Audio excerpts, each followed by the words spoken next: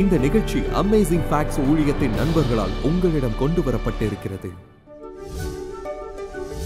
நீர்மூழ்கி கப்பல்கள் மற்றும் நீர்மூழ்கி ஏவுகணைகள் இன்றைய நவீன பொறியியல் அதிசயங்கள். 3 படுக்கை அறைகள் கொண்ட வீட்டின் இடத்தை 140 பேர் கொண்ட குழுவினர் பகிர்ந்து கொள்ளும் இறுக்கம் நிறைந்த தன்னிறைவான நகரத்திற்கு சமமான அதிசயங்கள். ஒரு நீர்மூழ்கி கப்பல் 90 நாட்கள் வரை நீருக்கடியில் மூழ்கி இருக்க முடியும். அந்நாட்களில் குடும்பத்துடன் கொஞ்சம் தொடர்பு இருக்கும். அழுத்தத்துடன் அணு ஆயுதங்களை ஏவுவதற்கு தயாராக இருக்கும். மிகவும் அழுத்தம் நிறைந்த பணிகளில் இந்த இராணுவமும் ஒன்று. இந்த கடற்படையாளர்களுக்கு ஈடு செய்ய சிறந்த சமையல்காரர்களுக்கான பயிற்சியும் அளிக்கப்படுகிறது. உணவு என்பது பிரதான விலா எலும்பு போன்றது. வறுத்த காளான்கள், வேக வைத்த உருளைக்கிழங்கு, மிருதுவான ரொட்டி, சுவையான சாக்லேட் கேக். ஒரு இராணுவம் அதன் வயிற்றில் பயணிக்கிறது என்று சொல்வார்கள். அதனால்தான் இராணுவ வீரர்கள் சாப்பிடுவதற்கு மதிப்பீடு கொடுத்து இராணுவம் மில்லியன் கணக்கானவற்றை செலவிடுகிறது.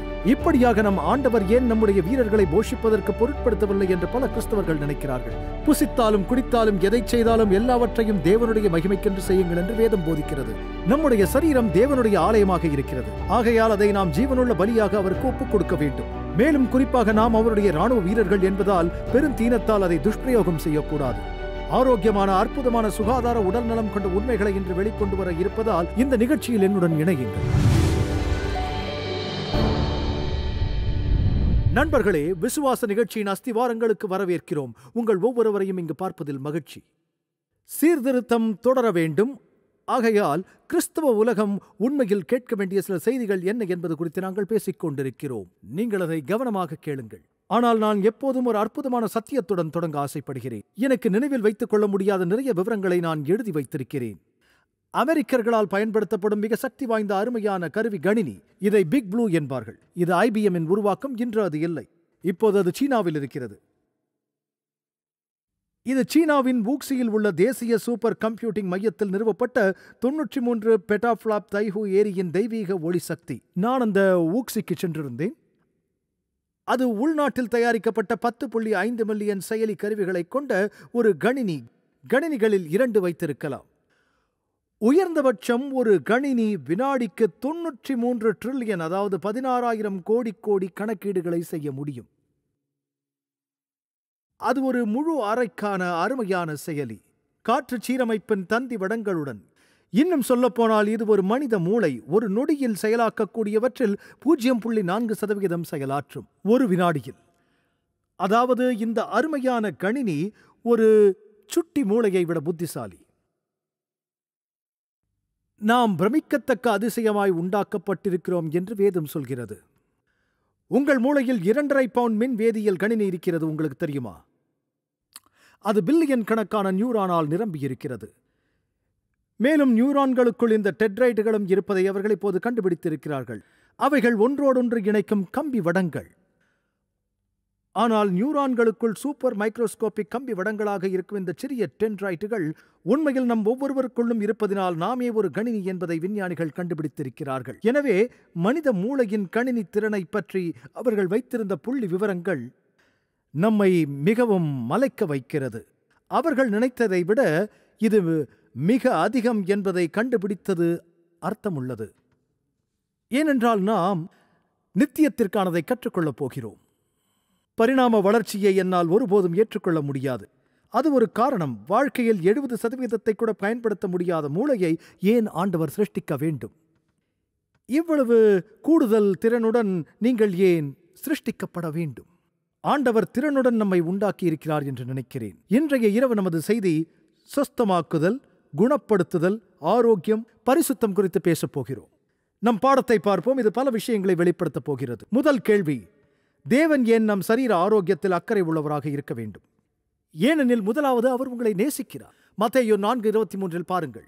இயேசுவின் ஊழியம் எப்படிப்பட்டதாக இருந்தது?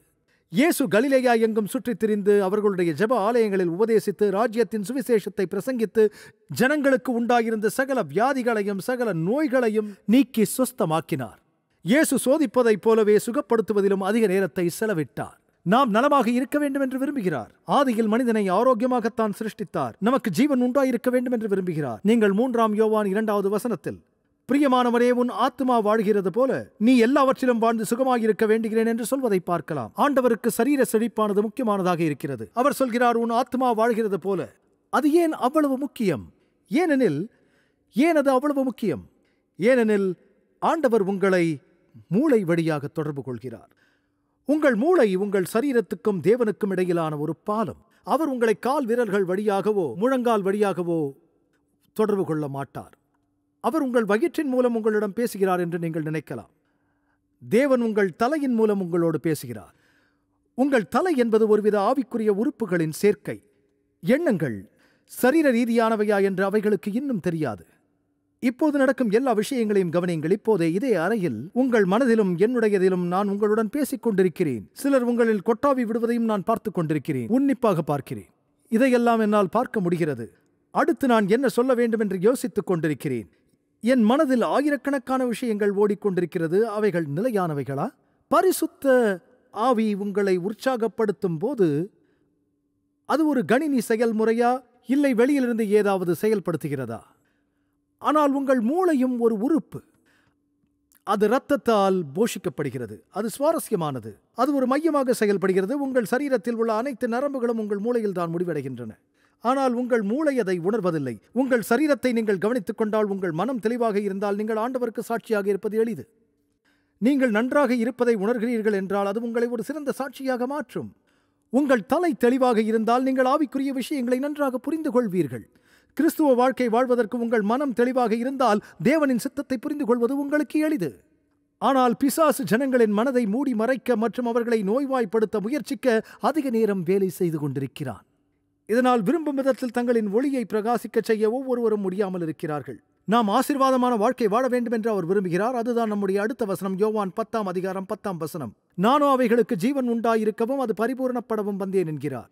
இந்த சகோதரனின் படத்தை நான் விரும்புகிறேன். இவருடைய பெயர் பனானா ஜாக். இவர் பனிச்சறுக்கு விளையாடுகிறார். பெருங்காலுடன் விளையாடுகிறார். அவருக்கு வயது 90 ஆகிறது. அவர் பற்களில் கயிற்றை பிடித்திருப்பதால் பொய்ப்பற்களை வைத்திருக்கவில்லை என்று நான் நினைக்கிறேன். சில அற்புதமான உண்மைகளை உங்களுக்கு விளக்க விரும்புகிறேன். ஜென்னட் மற்றும் ஆலன் மாரி குறித்து நான் 2014 திரும்பவும் படித்துக் கொண்டிருந்தேன். ஆம், வரலாற்றில் யாருமே முறியடிக்க முடியாத சாதனையை அடுத்தடுத்து தொடர்ச்சியாக மாரத்தான்களில் ஓடிச் சென்று சாதனை படைத்தவர்கள். ஜனவரி 1, 2013 தொடங்கி ஆண்டு முழுவதும் அவர்கள் மராத்தன் ஓடினார்கள். அதுவும் எப்படி? ஆஸ்திரேலியா மற்றும் டான்சானியாவை சுற்றி 366 முறை ஓடியிருக்கிறார்கள். எவ்வளவு தூரம்?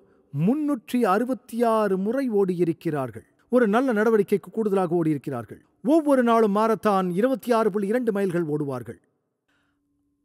அந்த பெண்மணிக்கு 63 வயது, அவருக்கு 68 வயது. மேலும் அவர்கள் 10,000 வாழைப்பழங்கள், ஆயிரக்கணக்கான வெண்ணெய், மிருதுவான ரொட்டிகளை தான் சாப்பிட்டிருக்கிறார்கள். அவர் இருவரும் சைவ உணவுக்காரர்கள், சைவ உணவு உண்பவர்கள். இப்படி உண்பதற்கான காரணம் சைவ உணவை ஊக்குவிப்பதற்கே. ஏனென்றால் புற்றுநோயிலிருந்து மீள்வதற்கு பெரும்பாலும் உதவியாக இது இருக்கும் என்று அவர்கள் நம்பினார்கள். நண்பர்களே, இருந்த போதிலும் நீங்கள் சில இறைச்சி மற்றும் பால் தொழில் வணிகர்களிடமிருந்து என்ன கேட்டாலும் சைவ உணவுதான் நிச்சயம் மக்களுக்கு ஆரோக்கியமானது என்பார்கள்.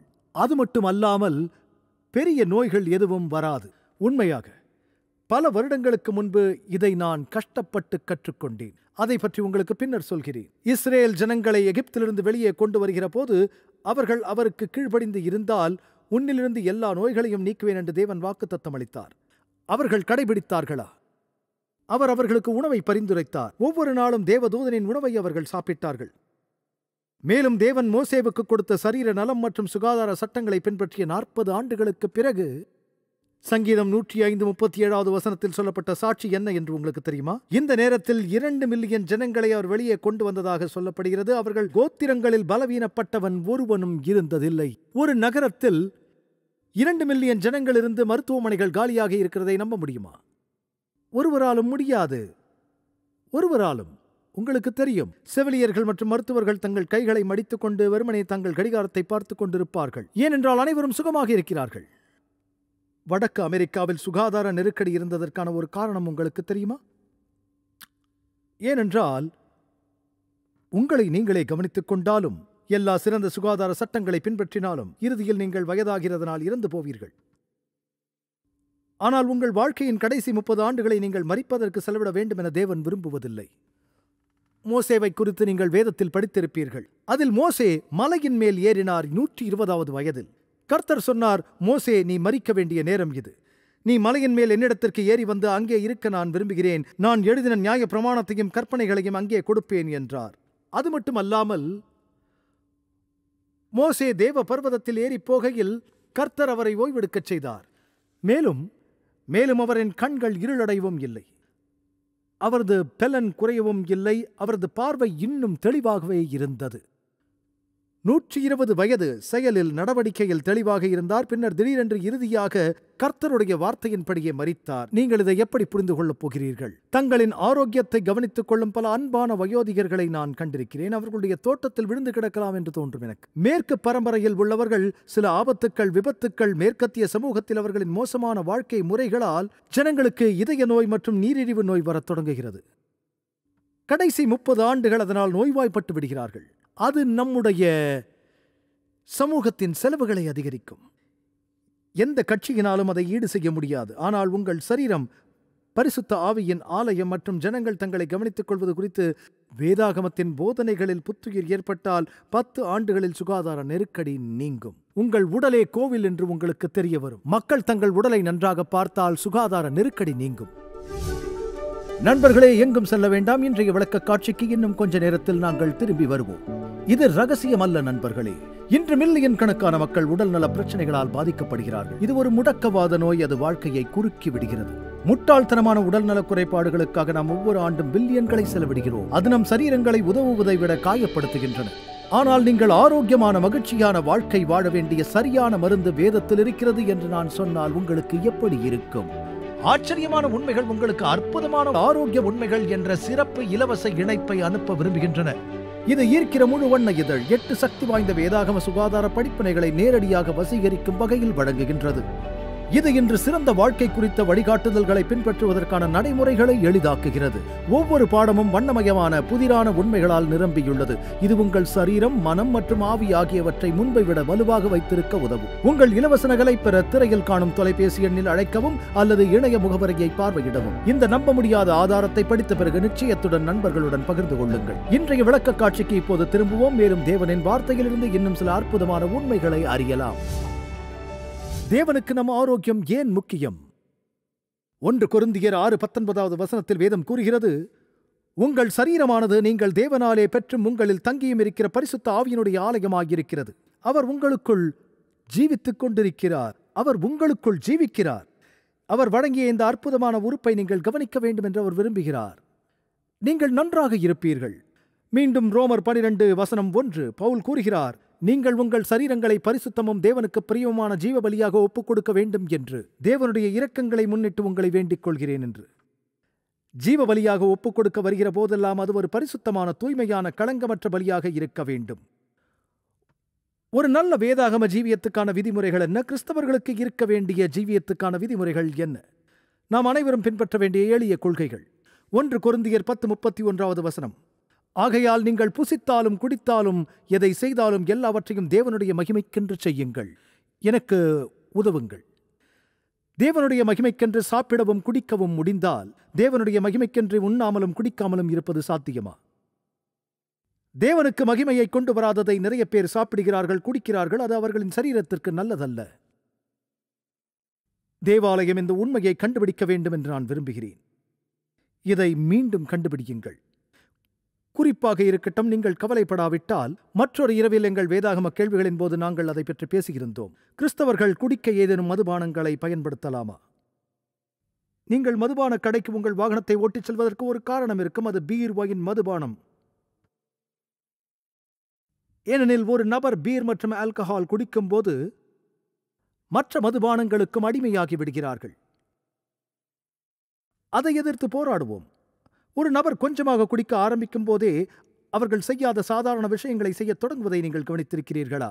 அவர்களின் தீர்ப்பு பலவீனமடைந்து போகும். அவர்கள் அதற்காக அடிக்கடி வருந்துவதாக சொல்வார்கள். மீண்டுமாக செய்து அதற்காக வருத்தம் தெரிவிப்பார்கள். இதை என் அனுபவத்தில் பார்த்திருக்கிறேன். நீங்கள் காலையில் எழுந்ததும் சிறையில் இருந்தால் என்னவென்று உங்களுக்கு தெரியாது. நீங்கள் எழுந்ததும் ஒருபோதும் மறக்க முடியாத ஒரு மோசமான சங்கடத்தை செய்திருப்பதை கண்டுகொள்வீர்கள். அல்லது நீங்கள் மதுபானம் அருந்தியதால் உங்களை அறியாமலேயே உங்கள் மீது அக்கறை கொண்ட ஒருவரை நீங்கள் காயப்படுத்தியிருப்பீர்கள். ஒரு கிறிஸ்தவன் ஏன் சோதனைக்கு உட்பட்டு கீழ்த்தரமாக எதையும் செய்ய விரும்ப வேண்டும்? நோவா குடித்தார், தடுமாறினார். நோவா குடித்தார், நிர்வாணமாக தடுமாறினார்.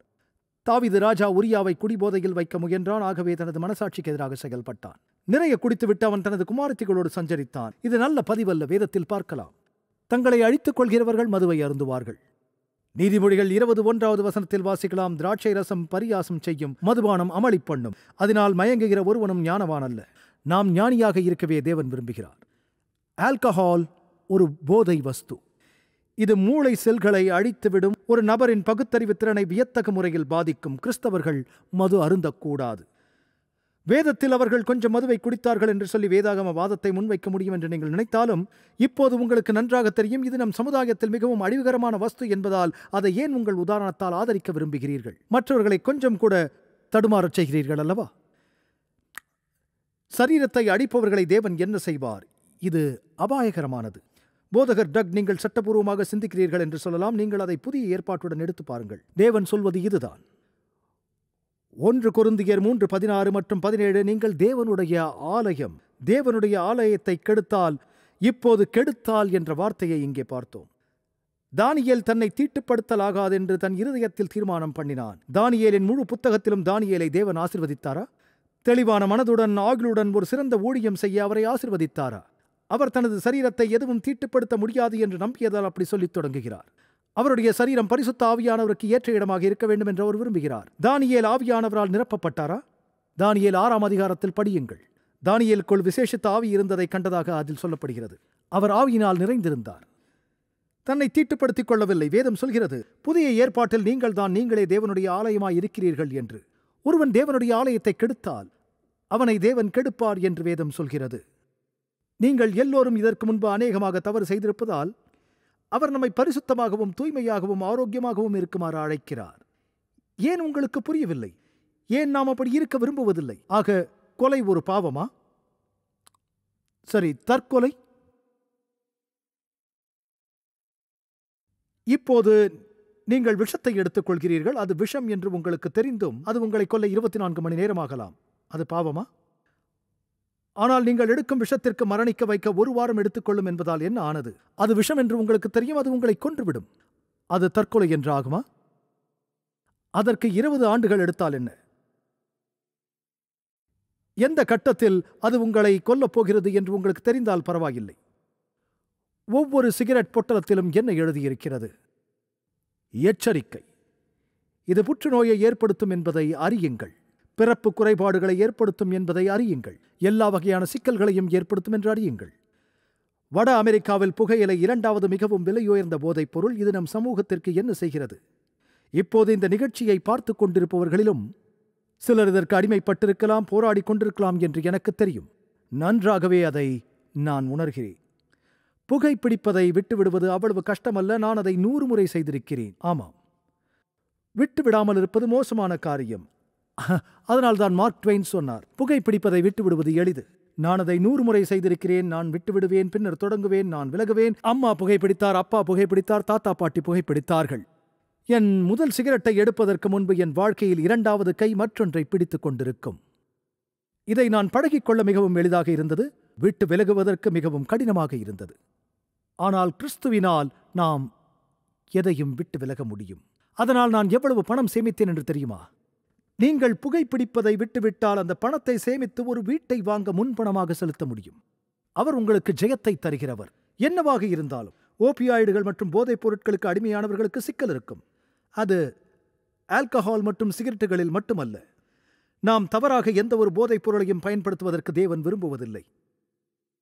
இப்படிப்பட்ட வஸ்துக்களுக்கு அடிமையான நபர்களுக்காக நாங்கள் பேசுகிறோம். அது அவர்களின் வாழ்க்கையை கட்டுப்படுத்துகிறது. கிறிஸ்தவர்களுக்கு அடிப்படையான நல்ல சுகாதார விதி எது? முதிர்ச்சி பெற்ற ஒவ்வொரு மனிதனுக்கும் எல்லா விஷயங்களும் தற்காலிகமானது. எனவே உங்களுக்கு தெரியும், புசிப்பும் குடிப்பும் குறித்து வர்த்தக ரீதியான வெளிச்சத்தின் சூழலில் சிந்திக்க வேண்டும். உங்களுக்கு பச்சை விளக்கு கிடைத்துவிடும். இதன் பொருள் என்ன? போ. சிகப்பு விளக்கு நிறுத்து. மஞ்சள் மெதுவான வேகத்தில் செல். மஞ்சள் நிறத்தை பார்க்கும்போது நீங்கள் என்ன செய்வீர்கள்? மஞ்சள் என்றால் எச்சரிக்கையுடன் இருப்பீர்கள், இல்லையா? சில விஷயங்கள் முற்றிலும் இருக்கக்கூடாது.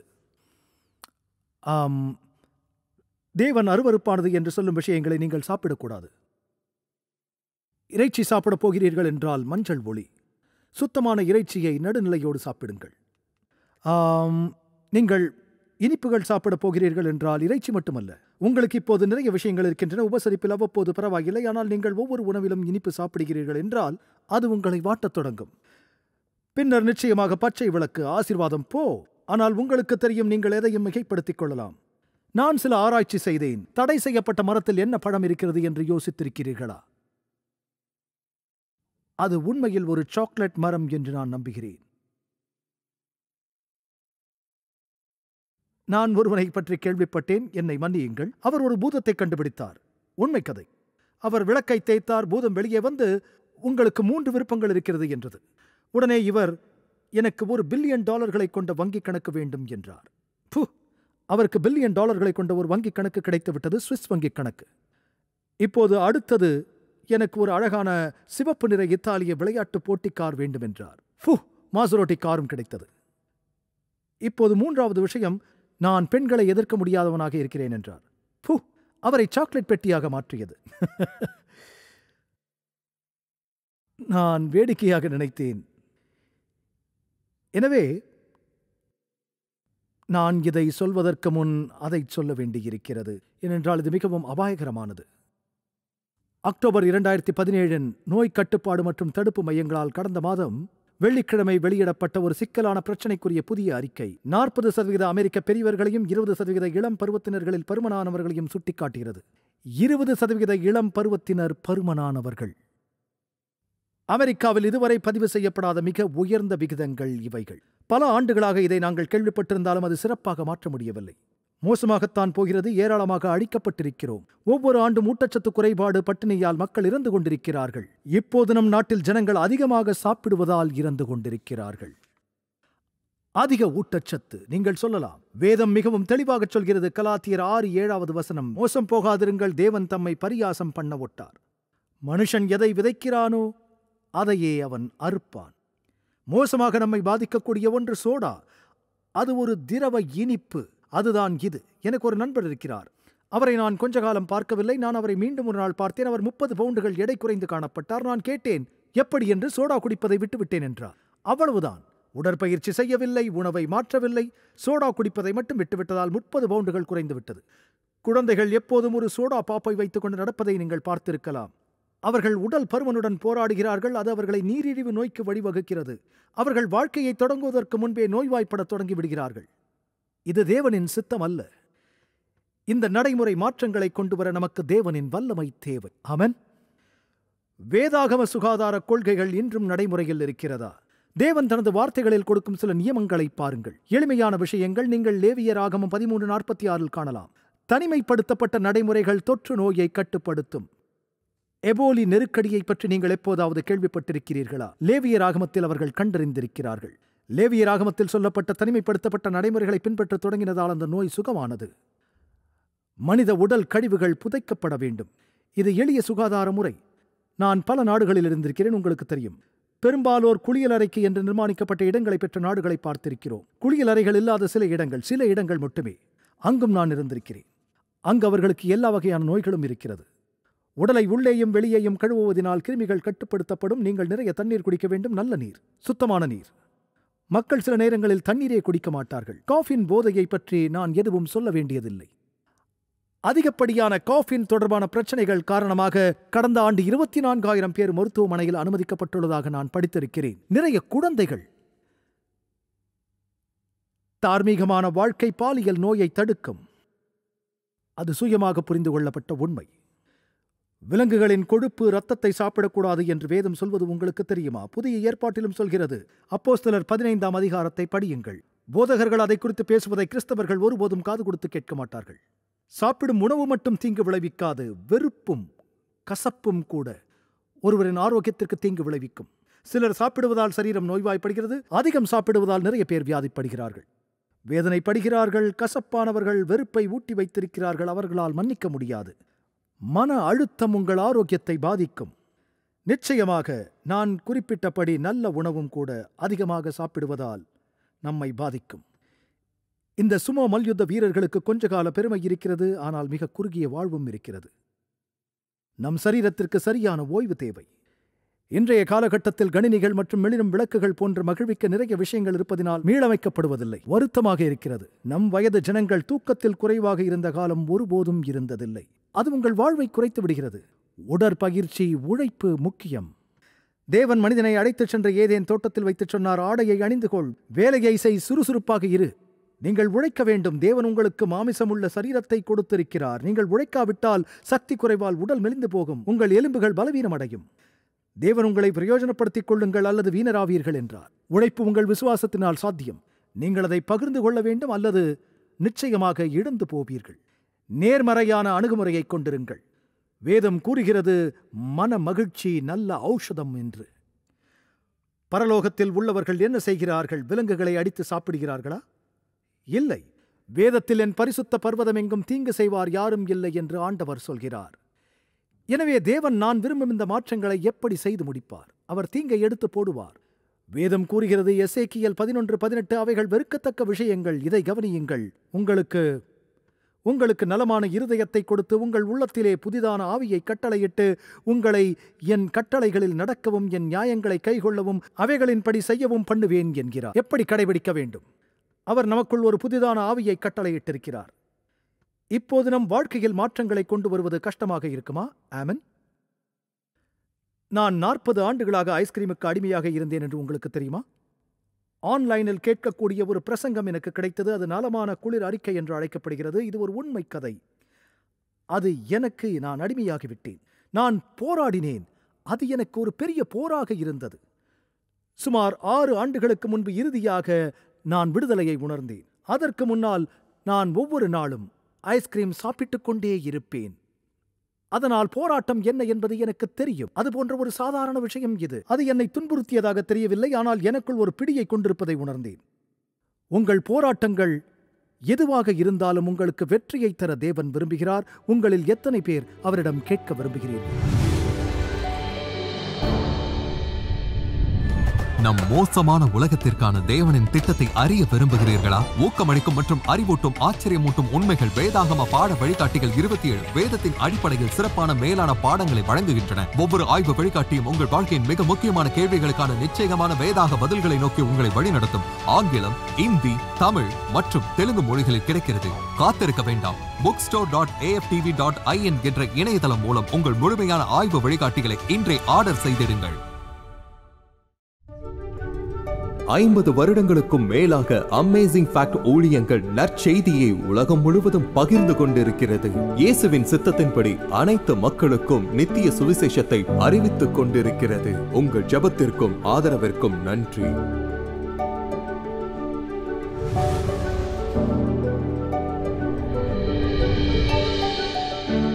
இன்றைய இலவச சலுகையை விண்ணப்பிக்க மறந்து விடாதீர்கள். அது நிச்சயம் ஆசீர்வாதமாக இருக்கும். உங்களது தொடர்ச்சியான ஆதரவுக்கு நன்றி. நாங்கள் இயேசு கிறிஸ்துவின் சுவிசேஷத்தை உலகெங்கிலும் கொண்டு செல்கிறதால் நீங்கள் அடுத்த வாரம் இணைந்திருக்க உதவி செய்து கர்த்தருடைய வேத வார்த்தையில் மூழ்கி அற்புத உண்மைகளை ஆராயச் செய்வோம்.